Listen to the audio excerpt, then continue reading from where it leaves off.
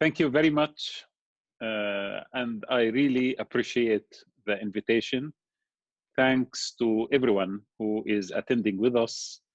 And I would like first to start by sharing with you some of my memories regarding these kind of moments in history when people feel that the world is actually shifting, changing. There is a geopolitical earthquake, or there is an end for the world as we have known it. Three incidents in particular that I would like to share with you.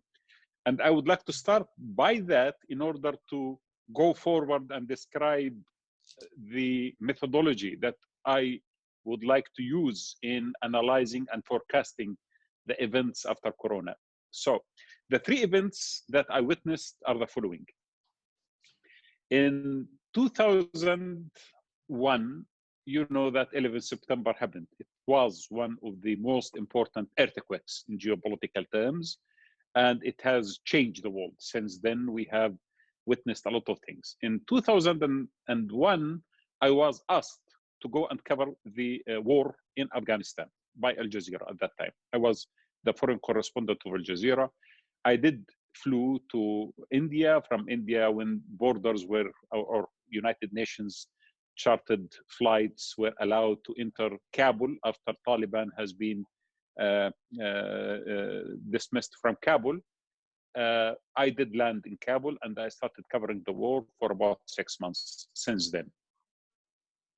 Now, at that moment, when you enter that city, Kabul, which was Taliban has just left, humiliated, hit hard by the might of the American forces, by something which at that time, I don't remember if you remember that or not, B-52, when the carpet bombing was happening, and the super bombs that were fired on the Taliban, who are at that time not equipped by anything sophisticated, but their AK-47 and few basic fighting weapons.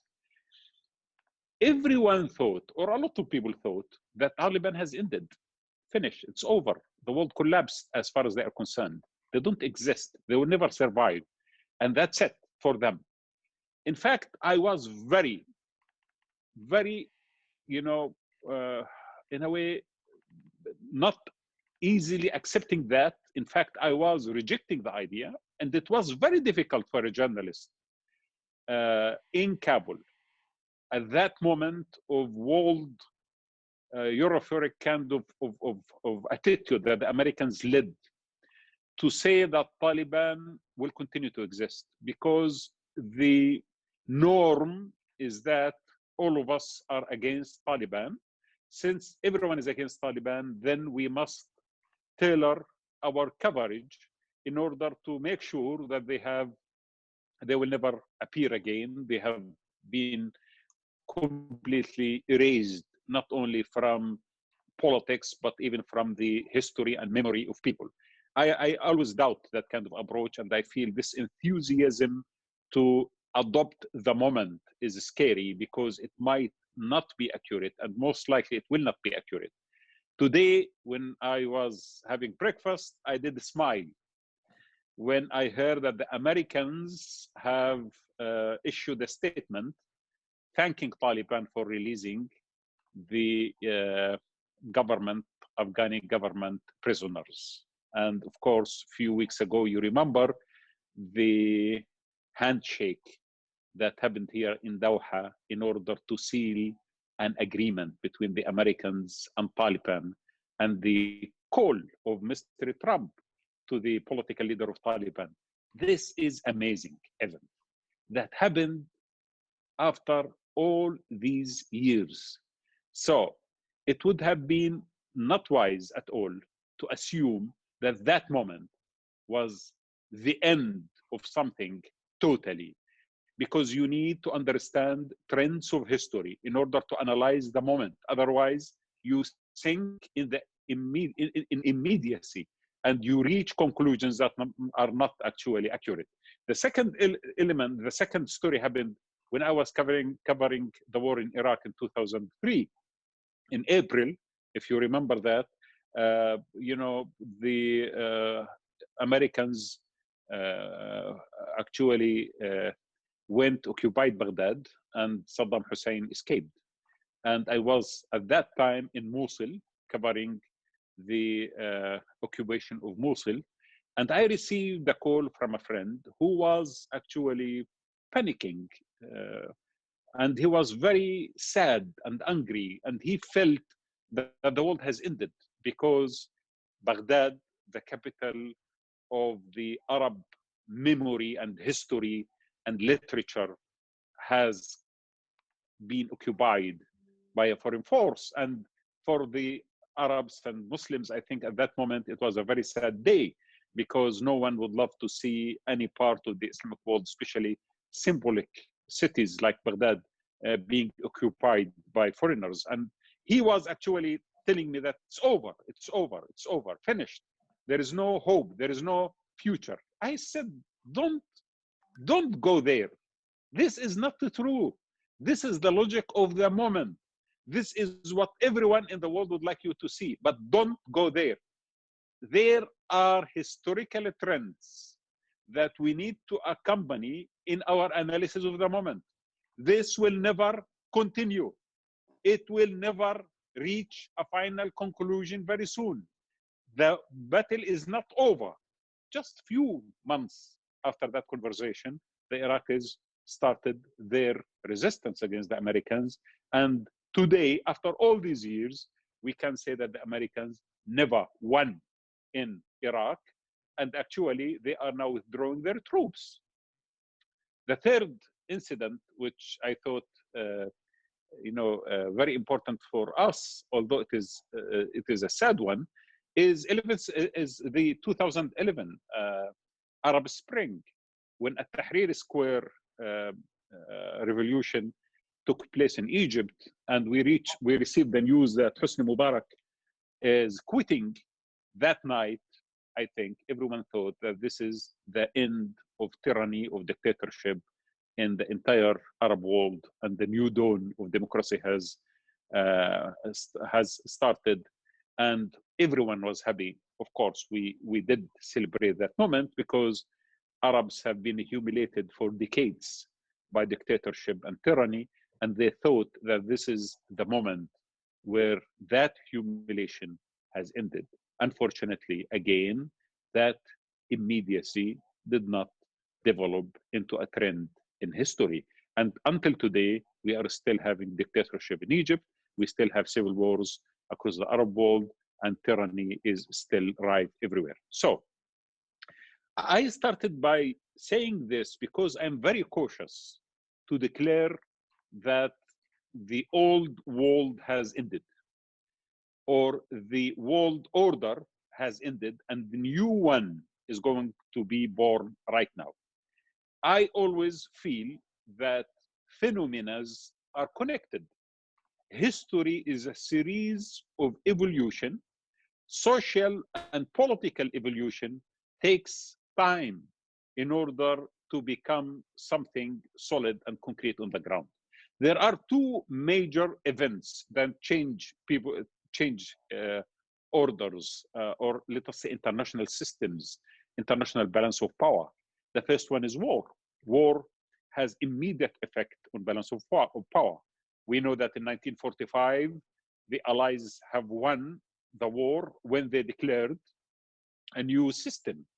The United Nations, the IMF, the World Bank were created by the winners of the war. So the balance of war was clear that in 1945, a new world order has started because of a war. And wars have that kind of immediate impact on politics, because it does ensure a new balance of power. And that leads normally to immediate change and shift in alliances and in the shape of the world order. But when you speak about pandemics, it is not exactly like wars, although it does change people's attitude about many things. changes as well balance of power, but it does not do that immediately. It does take longer time in order to create a new system, a new world order, or a new approach to reality. Now, take this current crisis that we see. We had many pandemics in history, plagues. We had the Justinian plague, and before the Prophet Muhammad sallallahu alaihi wasallam was born, 30 years before that. And I believe that Justinian plague was one of the reasons why the Byzantine civilization did crumble and collapse later on, and the Persians as well. And I do believe that it has very important impact on the rise of Islam afterward. But also take the other one, which is the Black Death, the biggest one in the middle of the 14th century, which has created havoc across the world, especially in Europe. More than 30 to 40% of the population of Europe has at that time died, and new balance of power created. In both incidents, there was geopolitical ramifications and social ramifications and psychological ramifications, but it took decades for them to materialize visibly in front of us. The Black Death, for example, all of us now know that it did end the feudal system in Europe, but it unleashed a new spirit of inquisitive mind that led to enlightenment later on. So the historians of enlightenment regard it as one of the cornerstones of enlightenment. Now, it took a long time to reach that. It took us more than 150 years in order to come to the enlightenment, as we later on witnessed through art, through philosophy, and social sciences. Come to the current reality, Corona is pandemic, no doubt about it, but it is very unique. Historically, it does belong to the category of plagues, as I have spoken about. But practically, nothing that happened in Justinian plague or in the Black Death resemble what is happening right now. Of course, when it comes to death, there are no comparison. Today, we are much more sophisticated scientifically. We have cures to a lot of illnesses. We can quickly figure out exactly the kind of virus that we are dealing with and try to come up with vaccines. While in the Black Death, it took years and decades for people even to understand that what kind of mechanism does it have in affecting people, and the Justinian plague as well. So the amount of death that happened was huge compared with what we are going to witness or we have witnessed during the last few months. But there are new elements which we need to witness. First, this is the first immediate globalized pandemic that the humanity has witnessed, because it has happened in 2-3 months, transferred from an issue that China was suffering from to a global issue, a lockdown that is engulfing most of the world at almost the same moment in history. This is unbelievable. It has never happened before, thanks to globalization, to the speed of travel that people have developed. We are living in one village and everyone can easily affect everyone else. So we are much more connected than any other moment in history. Before, the pandemic the plague took about 14 years to move from Central Asia into the Middle East. But now it took less than 14 days to move from Asia, from China to the rest of the world. So this is extremely important. The second important issue is the fact that this pandemic has created a sense of urgency, which humanity did not encounter before. The sense of emergency in what sense? Media and social media has created massive feeling of panic that simultaneously is transferred across the world. Why? Media, definitely, and I am a journalist and I have been there for a while, I know that what normally in journalism we used to say, what bleeds leads. So bad news travel much faster than any other news, and the concept of panic normally is much more uh, attractive to discuss and to shed light on than ordinary news. And this is normal. So when there is a crisis, there's an issue, it becomes headline. Now we have not only headlines, we have live news, we have live coverage. Now, whenever there is a case anywhere in the world, you find it on the screen as breaking news. Whenever there is death, you find it as breaking news. In fact, we can see live images coming from Wuhan when it was happening, and we can see live images from across the corners of the world.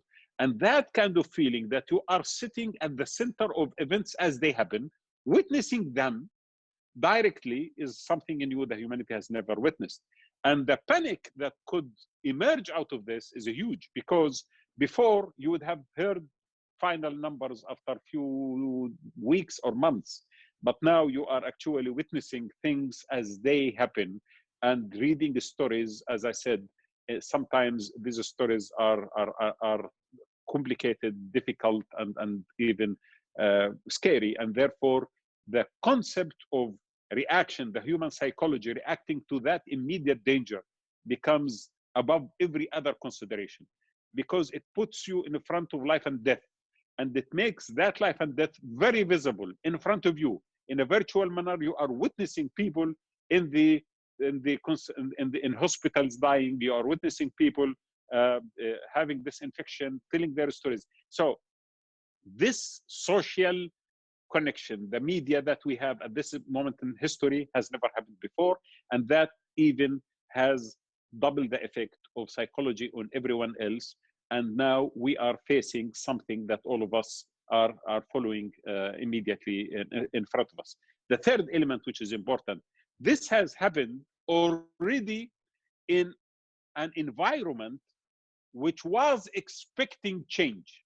This is important. So international systems normally prefer equilibrium, stability, because when you have a stable international system, you have a stable economy, you have a stable production, you have stable supply chains, you have stable fiscal policies, and everyone attempts to become stable in order to achieve that. So balance of power eventually is about reaching a moment of balance, reaching a moment of equilibrium in the international system. Now, during the last few years, we have witnessed few trends that have been destabilizing the balance of power that emerged after the Cold War. In 1990, a new version of the world order was born. That one was actually telling us the following: Soviet Union has collapsed, and the only hegemon, the only country that has utmost form of power, hyper power, if you would like to call it, is the United States of America. Because the United States of America, during the Cold War, developed an army which was huge, it was massive, this nuclear arsenal and the huge amount of fleets crossing the oceans and the world because of the Soviet Union, of course, the Cold War. But when the Cold War ended, what happened is the new conservatives thought that this might, military might, should continue to exist, and we should use it in order to achieve an eternal supremacy of the United States over everyone. And this is a new empire which was born in 1990, not only in a military sense, but even in a cultural sense, because every other culture has found itself actually defeated in front of this flood of liberalism, new liberalism, a flood of Western concepts transmitted everywhere through culture, through movies, through art, and through this kind of dominance, which was centralized in the United States of America and the Western capitals. Now, that was the norm. 1990 created something new that the humanity did not notice before. One superpower that doesn't have any rival. The rest of the world at that time were trying two things: either to softly and gently balance the American power, gently, like the Chinese, the Russians, and the European Union, trying to moderate this huge and massive power, And the second thing that I'm trying to do is, or some other countries, is actually to jump on the wagon. They call it, you know, back wagoning. So they eventually subjugate themselves to the American foreign interest. And most of our countries in the region, especially in the Arab world, found themselves in that category, that the Americans, the American interest is the driving force of their interest. So basically, when you decide what is the foreign policy of your country, you will first find out what the Americans would feel happy with, and then you will adopt. And that was a phenomena that was created after 1990, and it went on and on. 2001, when 11 September happened, America found the golden moment to show the to show their military might to the world. And this is why they rushed to a war with Afghanistan, with Taliban, and to Iraq, not actually because Afghanistan and Iraq were a major threat to the national security of the United States of America, but because they would love to show their power and might and dominance. And I think they did that in a way which everyone felt it was a shock and awe, as they call it. And even the title was chosen brilliantly in order to scare the world about the might of the Americans at that moment. Of course, who benefited from this kind of war, ghost wars against people living in caves in Afghanistan and in a desert in Iraq?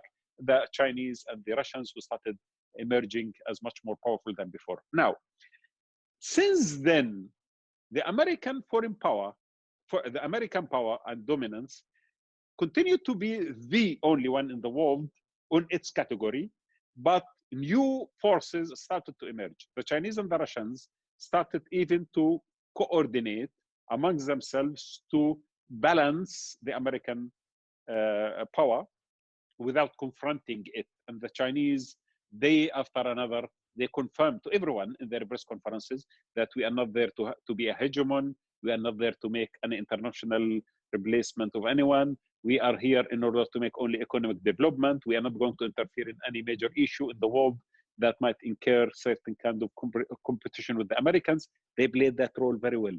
And through economy and through developing their infrastructure, they reached the moment where they have started to create a balance with the Americans economically. Now, that is not what the Americans would like to see. The Americans realized during Obama administration that their engagement with wars in Afghanistan and in Iraq has enabled the Chinese to move very fast in order to create some form of balance economically. And that was scary. This is why the American strategic dimension of concentrating on Southeast Asia and on South China Sea was very visible, not during Trump, even before Trump. So there was a trend. We can see that there was a trend of the Americans becoming very weary of the rising Chinese economic power.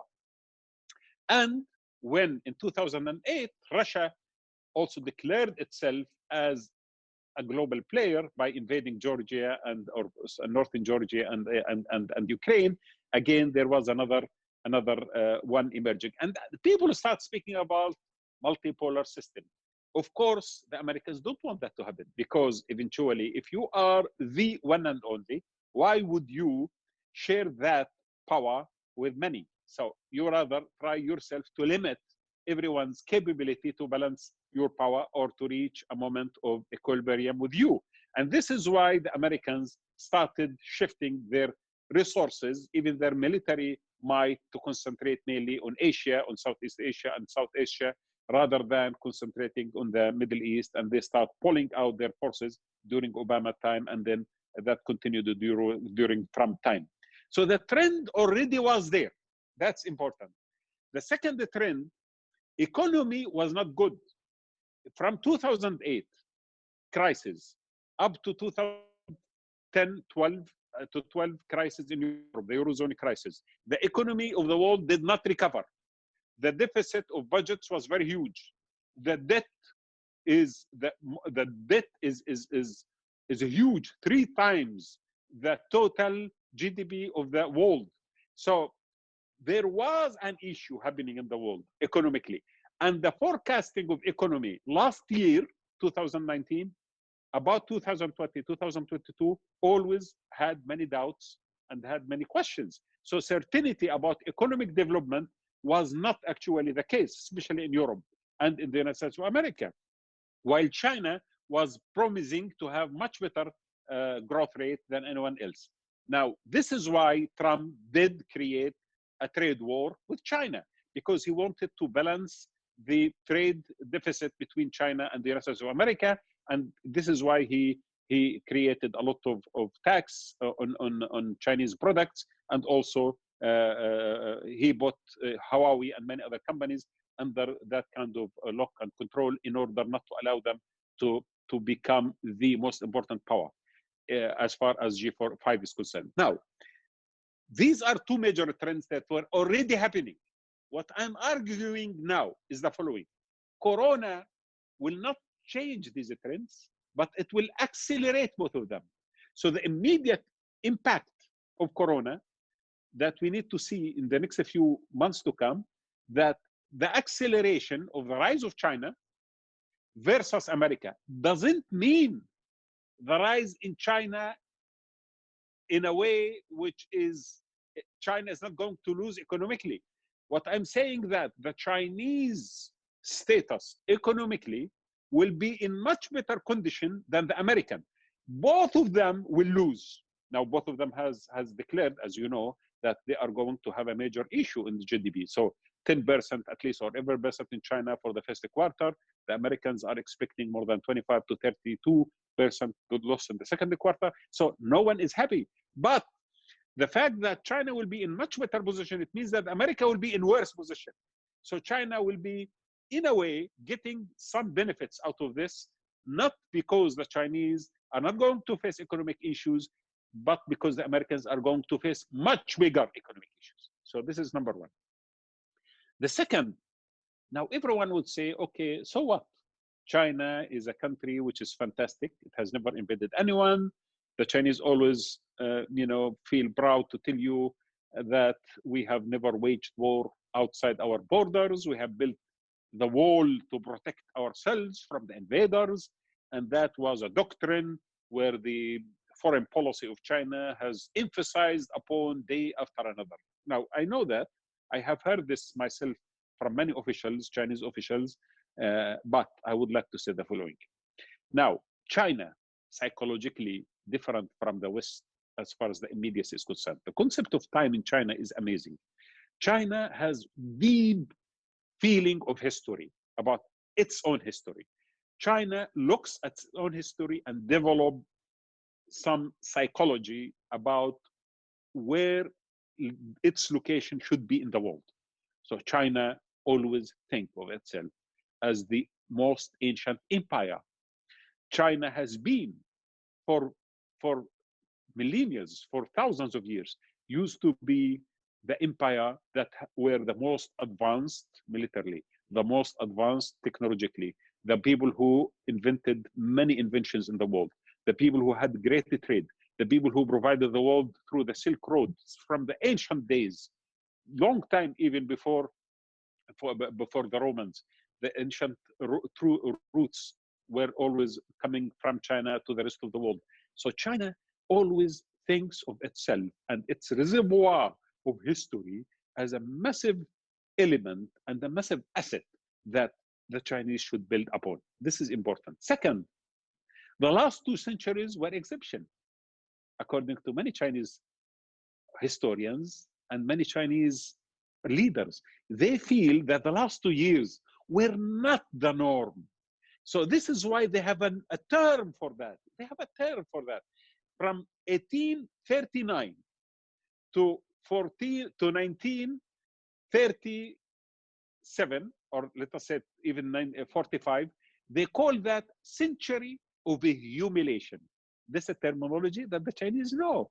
They call it the century of humiliation. Why? Because it started in 1839 by the Opium Wars, the first Opium Wars, where the British did fight against the Chinese to force them to open their ports for the British trade, and they were defeated. The Chinese were defeated. Then a second war where they were defeated. Then a third. Many wars happened in that century. All of these wars led to the defeat of the Chinese, and therefore the Chinese lost sovereignty over their ports and lost some of their territories. Hong Kong, for example, Taiwan for the Japanese, Hong Kong for the British, and then later on, of course, the Japanese invaded Manchuria and they humiliated the Chinese nation and they killed and raped a lot of people. And therefore, that century is called in Chinese literature, the century of humiliation. China today does not want to be humiliated. They might not expose their power in a way that is aggressive. They are not the people who will show off like the Americans by every day inventing a new weapon and declaring to the world how fantastic our weapons are. It is not a Hollywood style. The Chinese always are very quiet, they are very silent, but they work very hard. Let me tell you, for example, during the last 10 years, you remember before, every product that was low value, we used to say it is Chinese product. So Chinese flooded the markets with low value products, very cheap products that has no sophistication. But during the last 10 years, the Chinese noticed that the world is moving towards technology and high value products. So they allowed a lot of the low value products to be manufactured in other Southeastern Asia.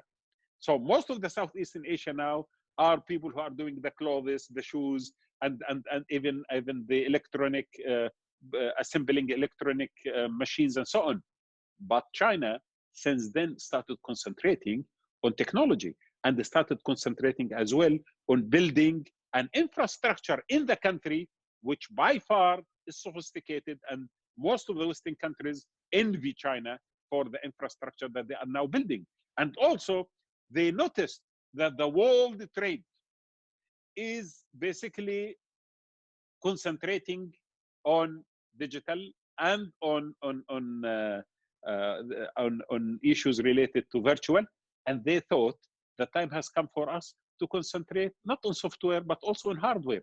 So when we have a track of people concentrating on high technology, then we have another track of people building a hard power. This is why they built the Belt and Road, or the Belt and Way Road, which is now becoming one of the biggest infrastructure for trade. China did transfer itself into a major player with 14 trillion GDP is not something that you can mess around with. This is why the Americans feel more and more worried about China. Yes, China says, I'm not going to develop a huge army. And why do you really need a huge army? This is important. When you have 1.3 or 1.4 billion human beings, and you have territories that is impossible for anyone to conquer, and you have your own also nuclear weapons, you don't want really to spend so much money in developing a huge, massive army, which eventually the cost of it is going to be immense. Now, the American spending on defense is almost equal to everyone else in the world. So will you spend so much money on defense if you could achieve a lot through economic development and through many other instruments? I think the Chinese were smart in doing so. This is why the Americans are scared about it. Now, some people would say that China is not democratic, which is fantastic. I mean, of course, I agree with that. China is dictatorship. China is a communist party. But listen to this carefully. This communist party state is, in fact, the biggest capitalist country in the world. They adopted capitalism in all its ways or forms, beside the concept of freedom of expression and liberal values and so on and so forth. But when it comes to economy, they did adopt capitalism and liberal economy. This is very important. Second, China, when it comes to dictatorship, they are trying to use that to their advantage by saying, through the centralized power of the state, we are capable of handling a lot of crises, like what happened with coronavirus. So this is important for them. And actually, they are projecting this to the world.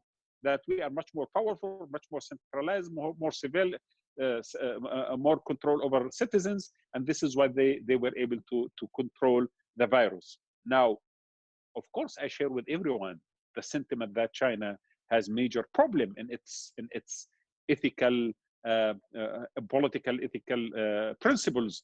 Their oppression against Muslims, the way that they are dealing with minorities, the way they are dealing with opposition, all of that. No one in the world would love to see the Chinese model become a global model for the entire world. I mean, definitely that is not something that would like to advocate. But I'm trying here to analyze why China is much more important than what a lot of people think. China is a power that is emerging, and the current crisis will definitely strengthen the Chinese economy more than the American economy.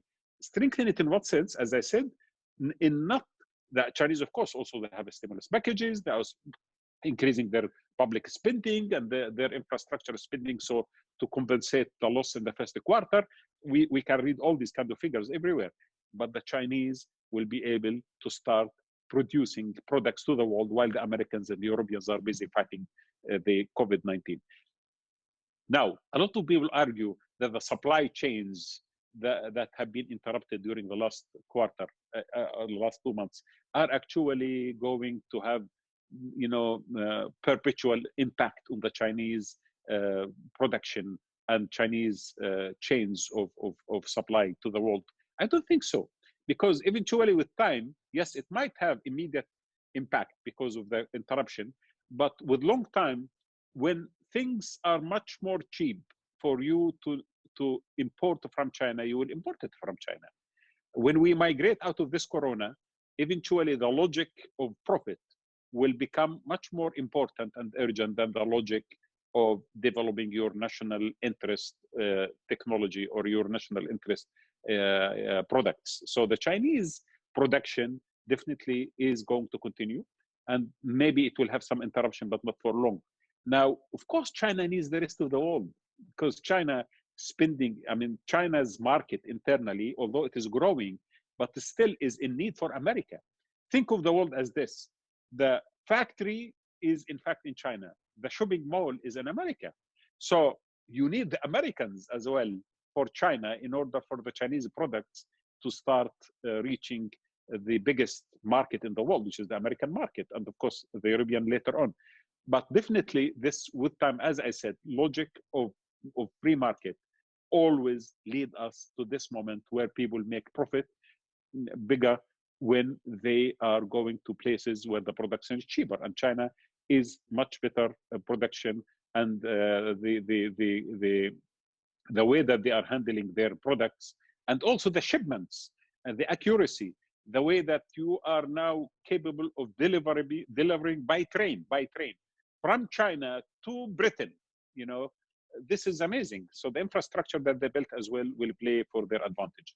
Now, so this is one important element in the way that I see how the world is going to be structured. Does that mean that the world is going to be led by China? No, the world is not going to be led by China, at least for now. What will happen now is less American influence, more Chinese influence, but also that kind of a crack in the international system or imbalance is going to create not very simple transition. It's going to create a lot of resentment, a lot of opportunistic politics from regional powers that are going to also try to emphasize their presence. The Russians are thinking of doing something about this in order to become a third polar state in this whole world order. So they would love to be included as well. The Europeans are suffering from a lot of issues. The Europeans are an aging institution and aging states. Literally, from a demographic point of view, there is a huge aging population in Europe, as you know. And economically, the economy is shaken too much. And the European Union, which was a magnificent enterprise that created in Europe a beautiful model for the rest of the world in the 90s after Maastricht, is right now under heavy pressure because of many crises, the economic crisis that happened before in 2010, 2012, and then later on the refugee crisis. And now we are going through this coronavirus crisis, and the division between the North and the South is going to be much bigger. Will the European Union collapse? No, it will not. Most likely it will not, because European Union is creating a lot of benefits for member states, but it will be weakened. More sense of nationalism will emerge in Europe and most of the world, by the way. More sense of extremism, even right-wing politics, and right-wing politicians in Europe are not in favor with more powers for the European Union. They are actually anti-unionists. So basically, we are going to see Europe engulfing itself in some kind of domestic politics and fighting extremism or right-wing politics, and that will definitely humble its participation in the New World Order, or in the, I don't want to call it the New World Order, this new version, this is the right terminology, the new version of the world order after Corona, like the new version of the world order after the Cold War.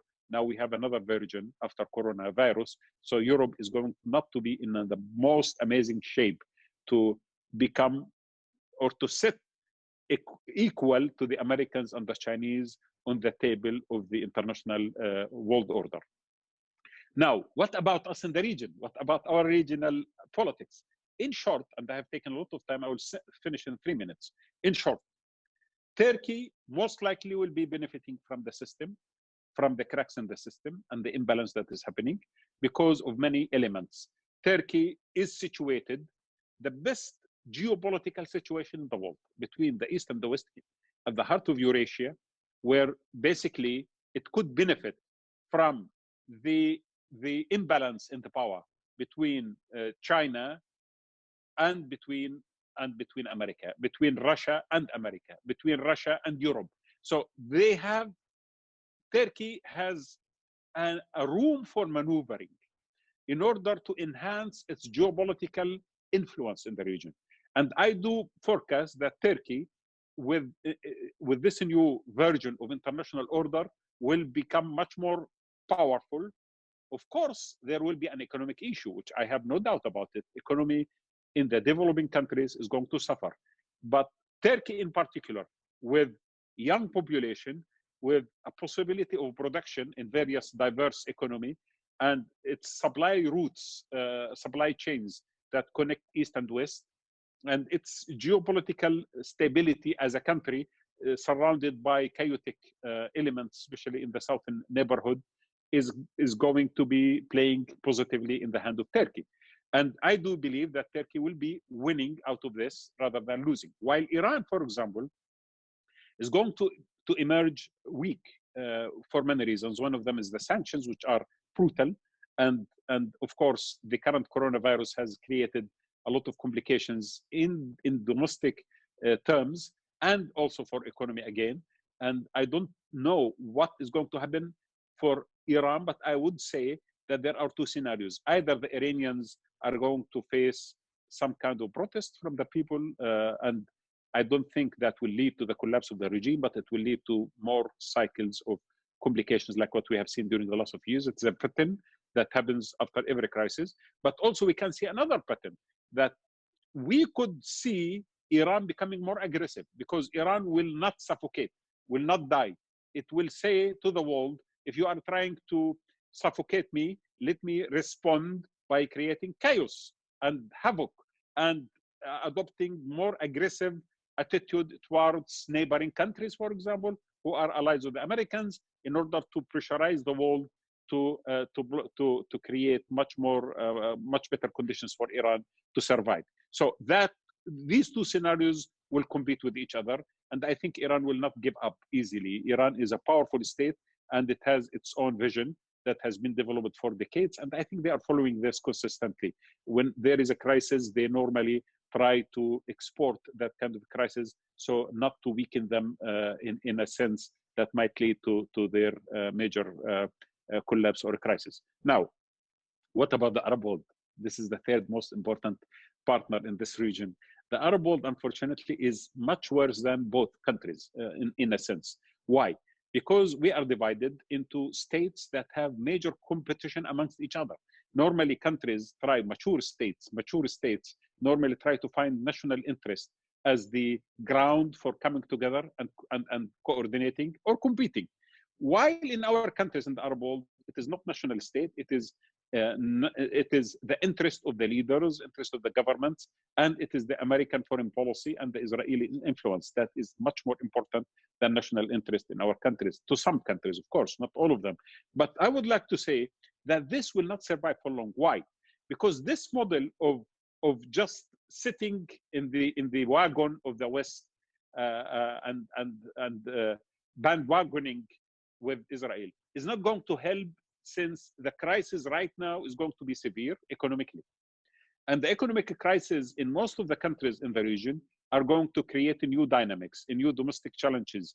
And the fact that our states have two major problems. The first one is a problem of legitimacy, the lack of democracy, the lack of representation, and even the lack of vision about the future. And the second one is its failure to deliver goods to the public. And our health systems are not great in most of the Arab countries. Of course, if you exclude the Gulf states who have the wealth to develop great infrastructure in some of them. But of course, if you take most of the rest of the Arab world, especially Egypt, for example, you are going to have major problems economically and major problems politically. Now, that combined with each other will not create a second Arab Spring under the banner of democracy at this stage, but will create much more chaotic scene. Why? Because the people who are going to revolt right now or going to be upset with this current situation are not the educated, the middle class, the elite who are capable of advocating a new political system. They are going to be those who are actually have nothing to lose, those who have lost their jobs, those who are very poor. And therefore, we are going to see new change in the Arab world. It is an earthquake. It's a huge. And even the rich countries, and here I refer to Saudi Arabia in particular, they are going to see the results of this oil price collapse. And I do believe that oil, regardless, of course, they might stop the price at certain level if they start cutting on the production, and they did this yesterday, but it didn't really materialize in a very strong impact on price. But it might in the future. Eventually, these countries, the amount of spending and their budgets that they have developed will face major problem, especially Saudi Arabia in particular. As I said, when you are engaged in a war in Yemen, and you are also having major problems of a vision 2030 of the crown prince who is trying to spend so much money to create a utopian economy and reality which might not function, all of that is a spending which might not really give you the ultimate winning status. To end, yes, the world is going to change. We are in front of a new version of the world order, internationally and regionally. I don't feel sad that the old world order is going to be weakened or a new version is going to be born, because the old one was not great to us. It did not achieve a lot of things to the humanity. If we speak about the Chinese century of humiliation, we have witnessed in the region as well a century of humiliation from 1917, when the Ottoman Empire collapsed and the legacy of the Ottoman Empire and the Arab world was divided amongst their colonial powers. Until today, we have been living under humiliation as well. And therefore, yes, this world order was not great to us, was not merciful to us. And therefore, I hope that any change will bring something positive. It might not, at least in short term, because there will be some chaotic situations happening here and there. But I'm sure that on long term, something positive, inshallah, will emerge out of this. And thank you very much. Brilliant. Thank you so much, Mr. Khanfar, for your visionary approach. You have very well described the whole picture, the bigger picture, actually. We have very good questions. We have more than 20 questions, actually. I won't be able to address all of them. I have to cherry pick. So sorry for those who will not be able to ask their questions. The first one, given authoritarian countries such as China are perceived to be better at controlling the pandemic, do you think this situation will lead to the normalization of authoritarianism, and to what extent? Yes, I do believe that the next short-term phase, which means up to 5 years, we are going to witness not only in China or because of China, because of Europe in particular and the rest of the world. Okay, let me tell you this. Rise of nationalism and fascist politics normally lead to authoritarian politics. You need to remember always that the Great Depression was the most important reason. Great Depression 1929 was the great reason for the fascists for the Nazis in Germany and the fascists in Italy to become dominant, and then the Second World War. So you need to remember all that. Now we are almost going through a depression, and that Great Depression, or now there's a new terminology for it, they call it the Great Lockdown, is actually going to create such a certain situation. On short term, rise of nationalistic politics will encourage more severe dictatorships and authoritarian regimes and create decline of democracy. On long term, that it will fail, and then the world will come back to something much better. Now, China is projecting its power and its model. China, up to today, they announced that they have supplied 129 countries in the world with equipments and with medical supplies. And they're trying to show off as well the fact that they are capable of filling the gap created by the collapse of the American leadership as far as coronavirus is concerned. The Americans have been always on the forefront of fighting SARS, for example, in 2014, and many other pandemics. But now, in this particular one, the Chinese are trying to show that they are the people who you can count on without demanding anything from anyone. So this is one element. I am worried about the Chinese model, as I said, because any kind of authoritarian model in the world is not a great or good news to everyone, especially to countries like ours, where our countries, I mean the Arab world in particular, where dictatorship is actually going to gain much more momentum after this COVID-19. Because you should remember something important. Our countries invested the best investment they had. The only successful investment they have is in their intelligence agencies and security. They did not really build great healthcare or great education system. They built great security systems. And now the best thing they could do when people start revolting or start objecting against their dealing of COVID-19 and the aftermath is to use their security. So we will witness more arrests, we will witness more jails, and more authoritarian more control over the people. And the Chinese model does not help. Yes, so far, a lot of people are advocating that, okay, let us give up our privacy for the sake of control because we don't want to die. So a lot of evil dictators in the world will use this moment. And remember this carefully. When governments gain anything about power, they will find it very, very difficult to surrender. So if today, legitimately, you can track people because you want to protect them from COVID-19, tomorrow you will keep that system to use it for any other reason that might enhance your control over humans. Great. The second question is, do you think that globalization is coming to an end? And additionally to this question, I would like to ask if we are turning from globalism to digitalism, because now we've seen that the payments are shifting to bitcoins and contactless credit cards. Religious duties, cultural duties are made online. Education moved to digital platforms. So can we talk about a new era of digitalism?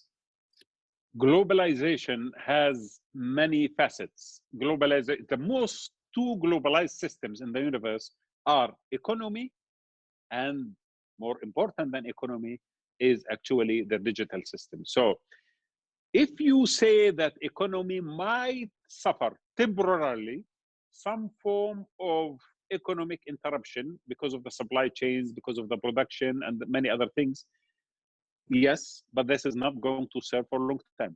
We have had this kind of globalization forever. I mean, as I said before, globalization used to happen. China used to supply the world since the Silk Road during for 4,000 years now, and that was very slow. Now it is much faster. That's it. But I think globalization will continue to exist.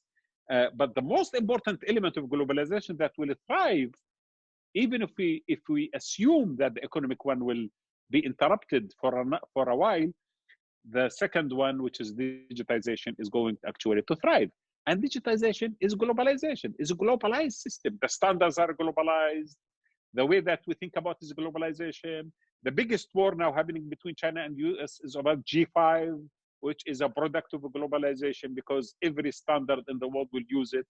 So the standardization, the globalization of digitization is actually a binding force for globalization. This is why globalization will thrive. Communication will thrive.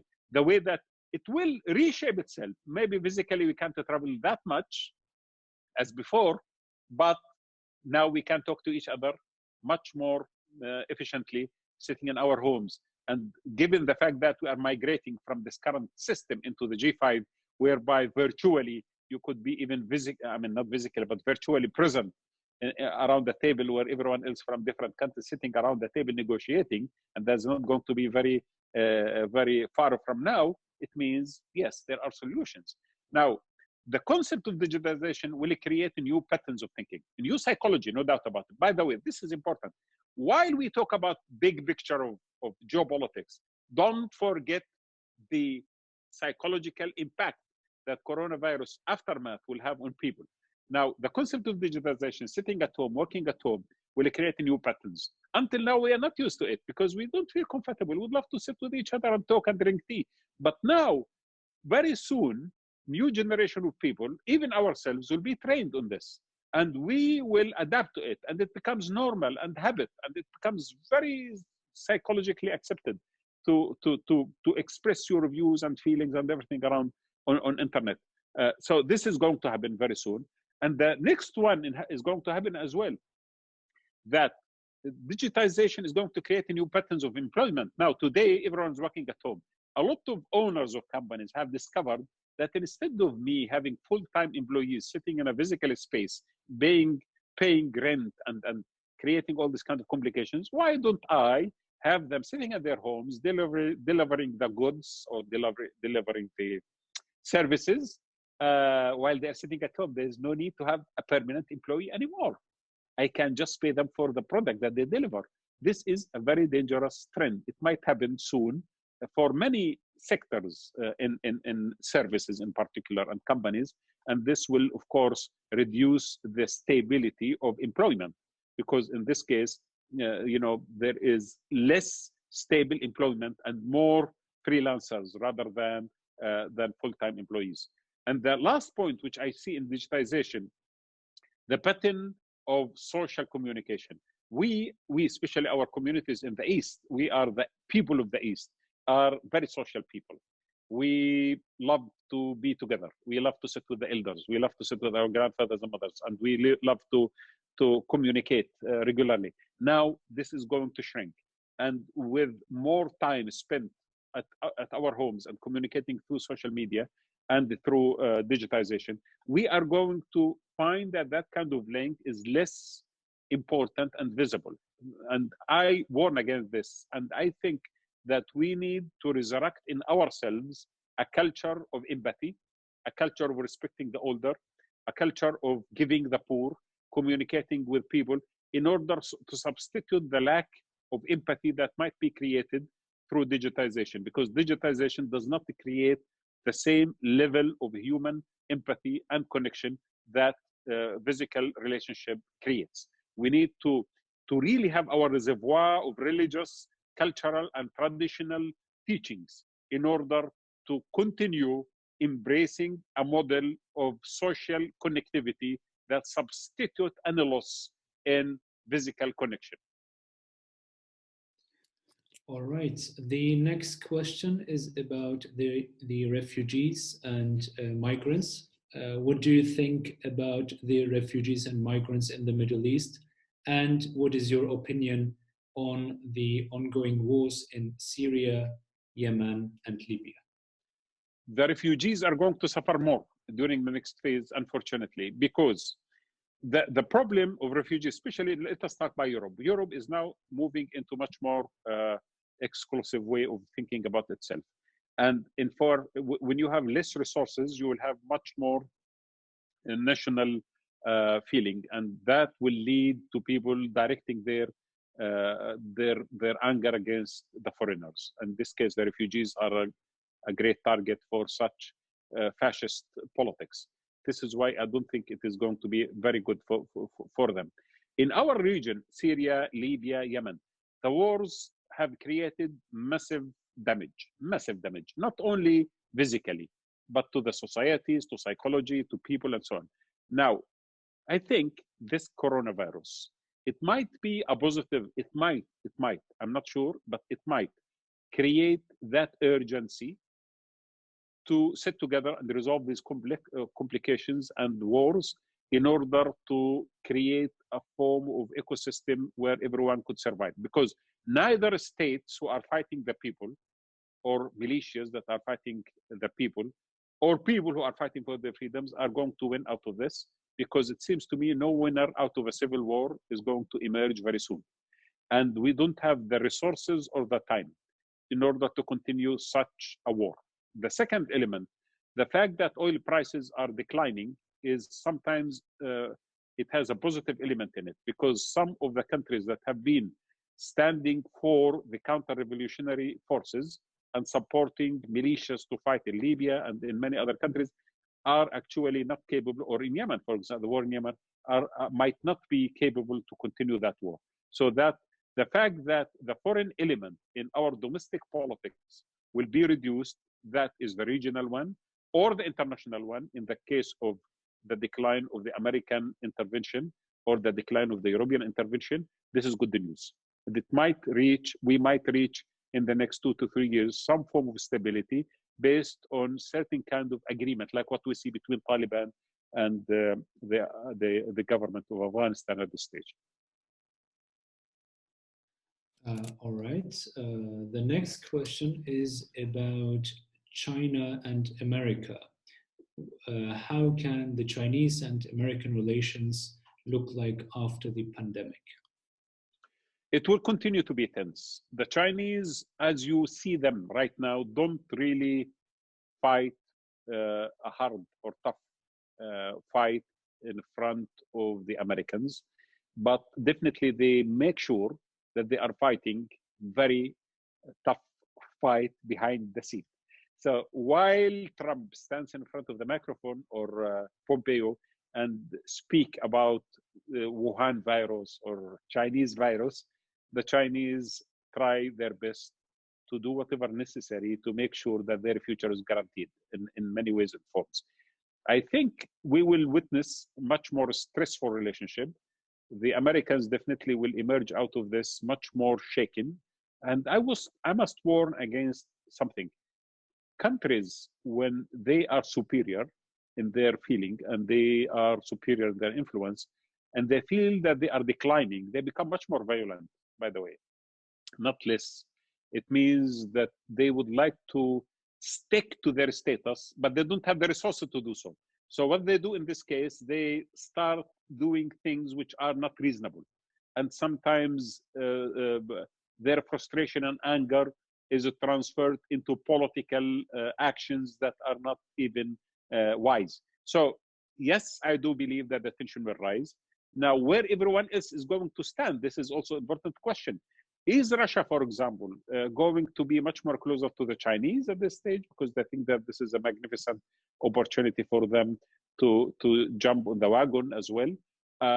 This is very possible, not forever, but definitely the Russians, by the way, China's century of humiliation was a suffering from an occupation from the Japanese, but also from the Russians, and the war against the British and the Germans and the French.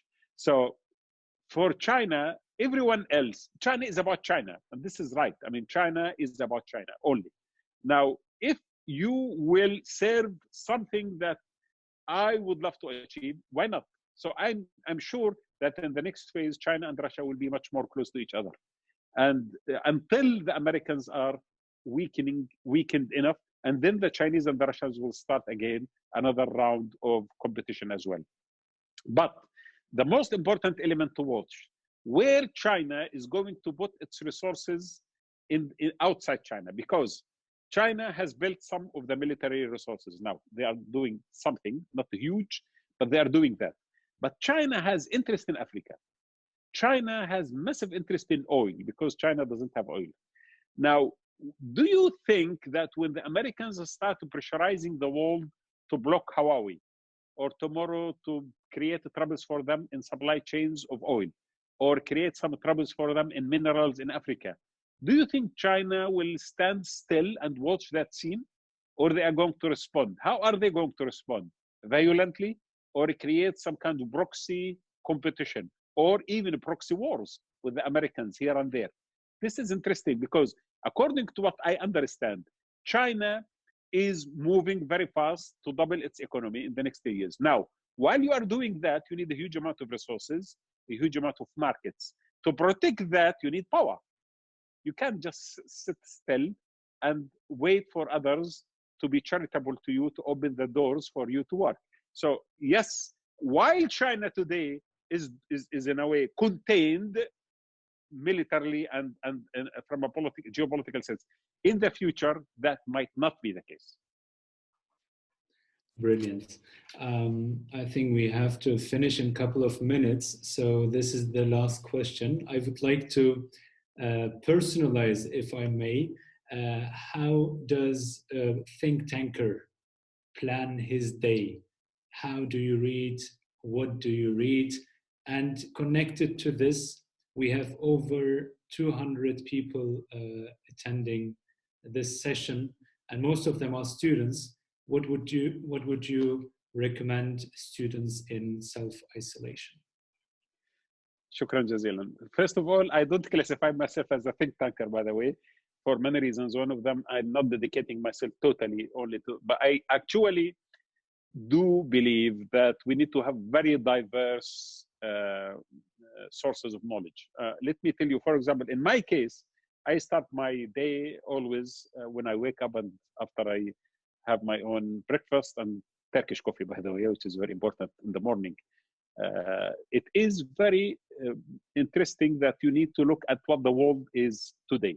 So I have the subscription with the main newspapers, of course, Washington Post and New York Times, The Economist, the Foreign Policy magazine, and many other institutions like specialized ones, Geopolitical Future, Stratfor, and others. I read what everyone, at least not necessarily everything, but at least I understand what are the trends people are talking about, what are the news, and so on. And in Arabic, of course, Al Jazeera TV station and Al Jazeera website, that's important source for me as well. Then I spend the rest of the day, or most of the day, about deep reading, because I do believe that if we succumb to the immediacy of the news, we lose a lot of knowledge. Knowledge is not about the news, and not knowing more of data and information. Knowledge is about analyzing more. So you need to read books. I read a lot of books. I have in my desk always a reading list, and I'm sitting reading every day, like 50 pages, 100, 200 pages, sometimes in 2 books, not one. So one book is about, let us say, economy or geopolitics, but the second one is novel. And this is what I want to lead. You need always to diversify your knowledge. Even if you are a specialist in economy or geopolitics or politics or whatever it is, or media, please diversify. Read novels when it's good. Some of the novels are much more important even than nonfiction, because they allow you the imagination and also the depth, and build your character in a much better situation. And also try to read a lot of history. I am a student of history. I love history because in moments of weakness, and I spoke about I started my speech by talking about Afghanistan and Iraq and the Arab Spring. I do believe that what made me forecast what's going to happen is history. Because when there is complete lack of ability to forecast, you resort to historical models. And history allows you, not necessarily always, but most of the time, to at least stabilize your thinking until new trends are emerging. So read history. If you are a journalist, you read a lot of history. That will be very important for you. Psychology is extremely rising science, which we are to a large extent ignoring. Psychology is extremely important in political analysis. Psychology is important in understanding events around you, because not everything happening around you, around us, is scientifically happening. It's not, we're not leading a mathematical equation in politics or international relations. It is not about mathematics. It's not about science. It is science and art combined together. And that part of science and art, psychology, is extremely important in understanding people's behavior and forecasting what they are going to do. And the last point, don't forget that we should, each one of us has a paradigm of thinking, a reference point, a worldview. I am a Muslim, and I do respect the fact that if you belong to a culture or a civilization, you need to understand exactly what's your culture and civilization is all about. It's not only in a religious term, but even in a philosophical term, in a sociological term. Today we are talking to you in Ibn Khaldun University. Ibn Khaldun is a great hero of our culture and civilization. Ibn Khaldun, who created something new in social science. He was the advocate of the concept of consistency in phenomena, societal phenomena that are connected, and they emerge out of a logic and the scientific approach to reality. I think we have huge amount of knowledge stored in the collective memory and in our tradition, which we are not tapping on. We, unfortunately, and I was also one of that, I'm a student of philosophy as well, because I studied philosophy. We did study a lot of philosophy, Western philosophy, the German philosophy, and many other philosophies. But now, when I'm sitting in front of Ibn Sina, or Ibn Khaldun, or Al-Farabi, or in front of all these great Ibn Rushd, I really feel that they are by far superior, and they deserve to be read in order for us, those who are trying to do something in this time. We need to read them so we may get something authentic. Authenticity as well in your civilization culture is very important. And the last one, humanism. We are agents of change in a globalized environment. We have a lot of allies across the world. We have people who stand for the same values and ideals that we stand for. We are not alone. We shouldn't think of Muslims as Muslims only, or think of the Arabs or the future of the Arabs as the future of the Arab world only.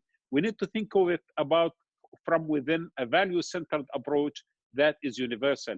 Humanity, by large, is at a brink of change, because a model is shifting and new reality is emerging. Not because of Corona, by the way. We are living an end of a civilizational cycle that existed for 300 years of concepts of liberalism and capitalism. We are migrating into something new. Will we participate in building this new, given the fact that we have a great tradition and culture and history that is humane, that is universal, and it could easily participate in a global dialogue and debate with everyone who loves ideals of justice and ideals of equality and ideals of human dignity that we could join. So therefore, I tell you something, please, you young people who are going to build the future, please develop from each one of us, because when I speak, sometimes I feel better, because as if I am complaining about, I don't know who, ghosts. No, it's me and you. We start the change by me and you. We read, we study, we develop ourselves.